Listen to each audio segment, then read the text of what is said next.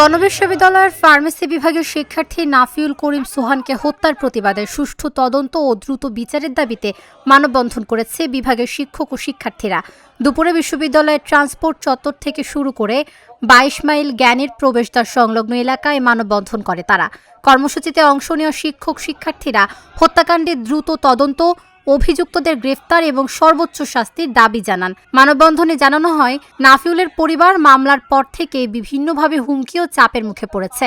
অভিযোগ তুলতে নিষেধ করা হচ্ছে বলেও জানায় তারা। শিক্ষার্থীরা বলেন, প্রশাসন অভিযুক্তদের গ্রেফতারে গড়িমসি করছে। 7 কর্মদিবসের মধ্যে প্রয়োজনীয় ব্যবস্থা না নিলে আরও কঠোর কর্মসূচিতে যাওয়ার ঘোষণা দেওয়া হয়।